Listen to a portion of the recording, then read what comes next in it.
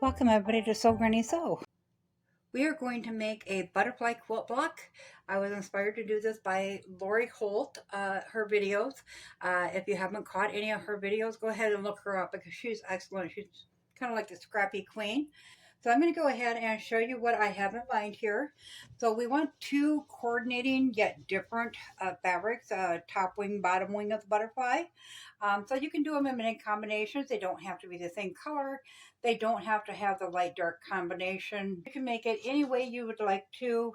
Uh, these are just some different ideas of what I thought of pairing up with.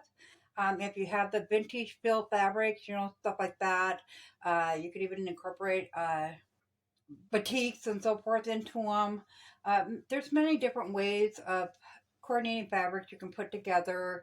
Like here's an instance of two darks, but they're different, so they appear different. Um, so you could even do two prints together, as long as they got the same colorways in them. These are some of my favorite, more of the vintage feel fabrics. I really enjoy those ones. We're going to go ahead today and do it with the purples, along with the two you choose for your wings. You're also going to need a darker color for the body of the butterflies. And then I have a 5 plus, almost 6 years of that. And it's just the white. I'm going to use it for the background and then also the back of the quilt. Pretty excited for this, so let's go right in. Okay, the first thing we're going to need is we're going to need the top wings and the bottom wings. So what we're going to do is, I think I'm going to have just the lines going up and down. I have several different with lines in them. But I think I'm going to have them going up and down the length of the quilt. So of course, then you want your block angled the same as well. So we on the top block, we're going to need a approximately 5x7, and on the bottom one, we're going to use a 5x5. So our width will be the 5 inches, and then the length will be the opposite one. So do even with these vintage fill or small print ones, make sure you got your print going the way you want. So the length needs to be the 7 and the width will be the 5. So we'll go ahead. Okay. If you want to do this with yardage, that's great too. If you want to make it just a couple different kinds of butterflies, or even just the same butterfly over and over throughout the quilt, that is quite all right as well.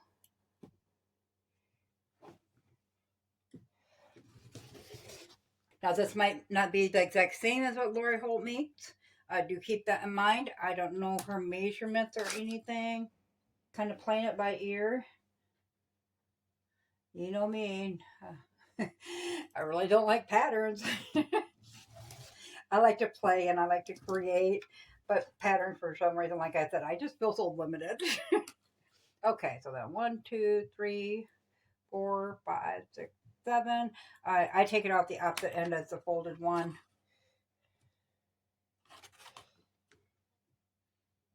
And you do want 2 of each of these. Of course, 2 top wings, 2 bottom wings. Those are 5x7s. And we'll set those aside, and then we'll go ahead and get 2 blocks that are 5x5.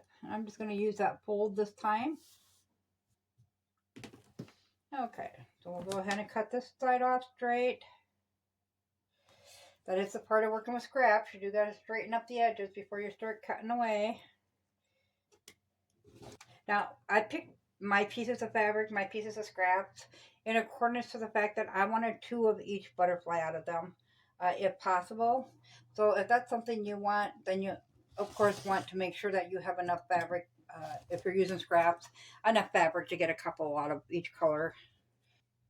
And then we're going to go in about 5 inches.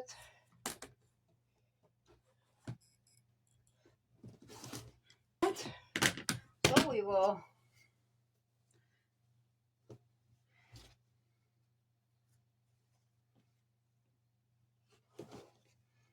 make sure they're all going in the same direction there. And I'm just going to stack them up like that so we know which one is which. And then we're going to need the body. So we know the body is going to have the 7-inch plus a 5-inch, but you're going to have a 1/4 inch seam allowance, which takes off a 1/2 inch of your fabric. So 12 minus a half is 11.5 inches. We are also going to have trim because the body's not going to go the full length. I think we'll make our bodies about 7 inches for the green. So we're going to go 1.5 by 7. So what we want to do is we're going to go 7 inches. You can see the selvage is still on this one here. We're going to go ahead and we're going to cut that off. So I'm just going to line it up there.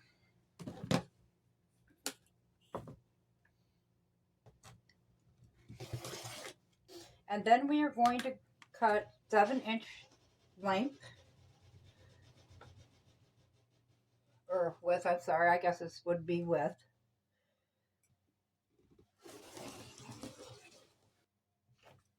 Okay, so we have our 7-inch piece there. Now this is going to be a unison body. We're using the same body, same pieces throughout the full quilt. So we are going to need our length of this to be 12 to match this. So we know that we have 7 here. So we're going to need an extra 5 inches. So we'll cut strips that are 2.5 inches long, and we're going to attach one of them on top and one up on bottom. So once we do that, we know that we need 2.5-inch pieces. So we'll go ahead and we will cut these at 2.5. You're going to have to make these probably 3.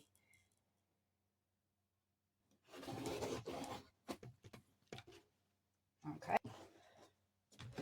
Okay, now that we got our 2.5-inch strips, we're going to find these ends on here and make sure that we got some nice straight ends. Okay, so we're going to line these up right here and get that selvage off. And what we're going to do is we're going to take this, whoops, and we're going to go face down. Now I'm going to make sure all my triangles are facing you because you can see there's kind of like a tone on tone pattern on this. So I want to make sure all my triangles are going in the right direction. So I'm going to point the solid white ones up and the light white ones down. So then we're just going to put that on there.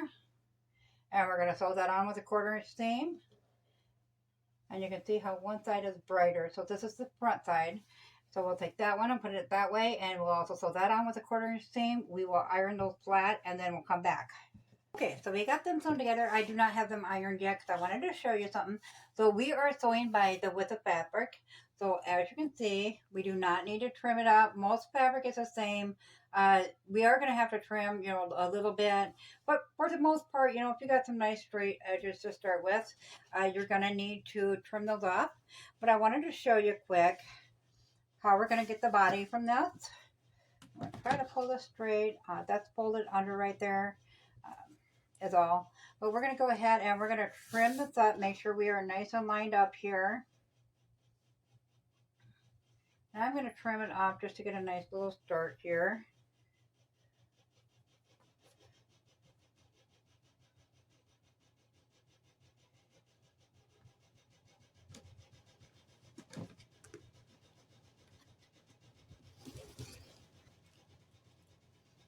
Okay. And then we are going to cut them off in 1.5-inch increments. And this is going to be our body attached to the background. So when we get the wings done, we can attach it right to this. Then we will set the rest aside. So now we're going to need, obviously this does not look like a butterfly yet. So what we're going to need is we're going to need little squares to turn these into butterfly wings. So we want to go on each side here. We're just going to put it like that.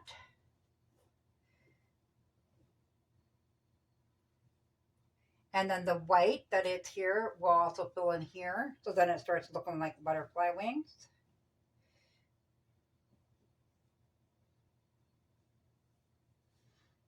And it will fill in here and then around here as well.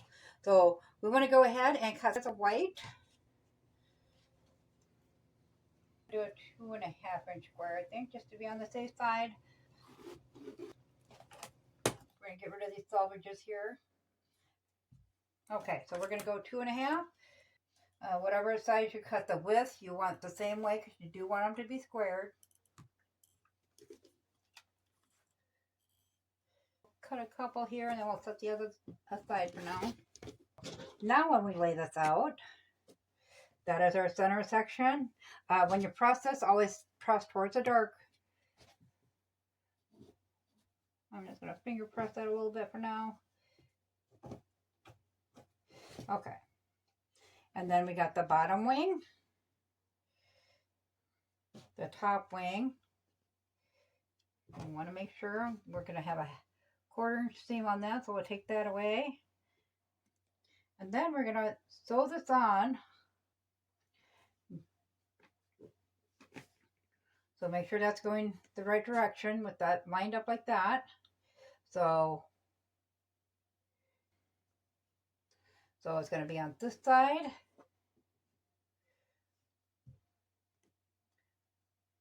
This side.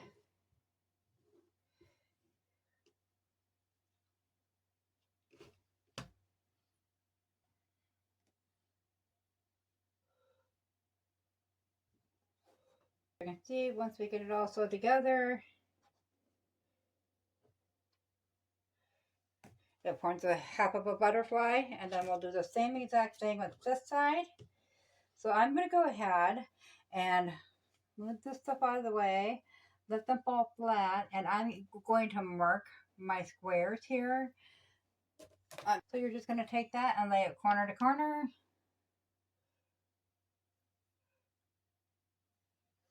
I marked your square. Let that one fall down so we know to mark it right there.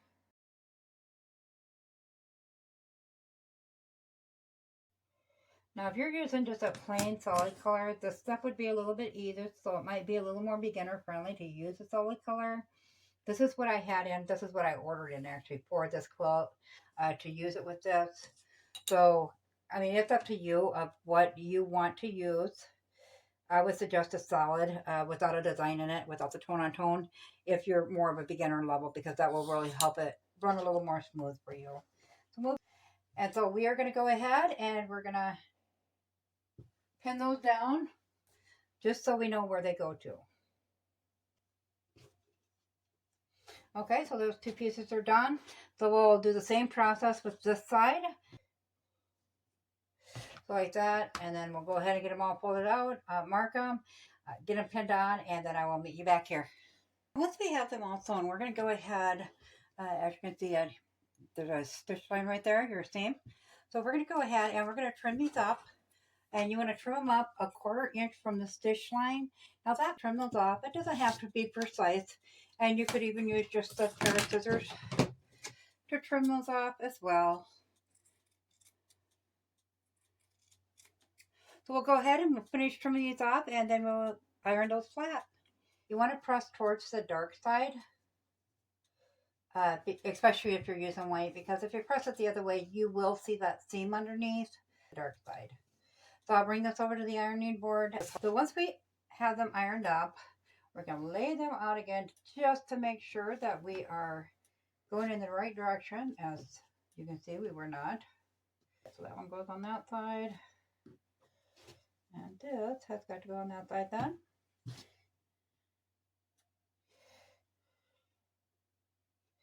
So now we're going to take these two and we're going to flip them over. We're going to line up that seam, throw a pin in there, and then we are going to sew that up with a 1/4 inch seam. So I'm going to go ahead and do these two, and then we'll come back and get that last piece attached. So on the way by, I stopped at the ironing board. I did get those ironed up. On the back, I did iron that seam open because of the conjunction right there.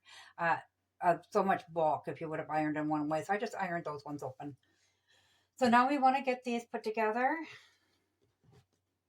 And you just line up these points here, and we'll grab some pins. Now, I wasn't real sure on how big we'd need these, so it looks like you do only need a 2.5 inch, such as the squares. So this will be 2.5 inch as well as your squares will be 2.5 inch if you're making this size. So we're going to go ahead and put that over and line those up, and it helps because you want them lined up at the 1/4 inch mark where you're going to sew your seam at. There we go. And we'll just trim off that extra once we get that sewn up. So I'm going to go ahead and stick that pin in, and then we'll do the same with this end.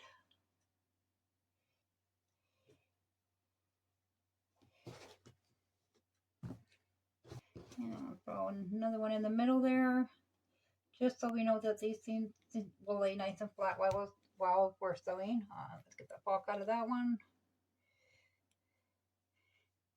And now go ahead and take a 1/4 inch seam all the way along, and I'll iron that flat, and then we'll come back and attach that last piece. Okay, so we got that first part there. And as you can see, these line up good right here at this point. But when you sew that 1/4 inch seam, it is going to go off, and that's perfectly fine. It's not that big a deal. If you want to, you can make this, say, 7.5 inches, so it overcompensates for that. And then it will sit just fine. I'm not really going to concern myself with that. Okay, we'll go ahead and get that one on, and then we'll come back. I'll iron it flat, and then we'll come back and we will get this trimmed up. Okay, we got the butterfly all put together here. Now we got it all put together. We're going to go ahead and I am just going to, for starters, trim this off here.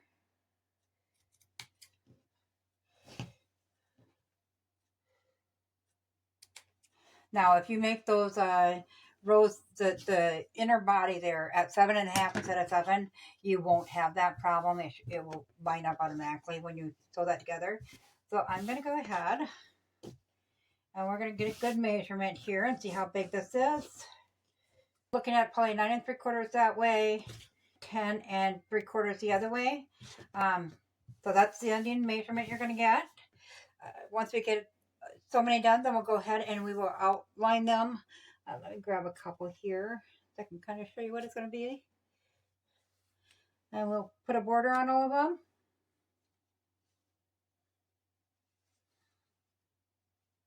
Now, when you're actually making them, you'll put a border on the sides of them.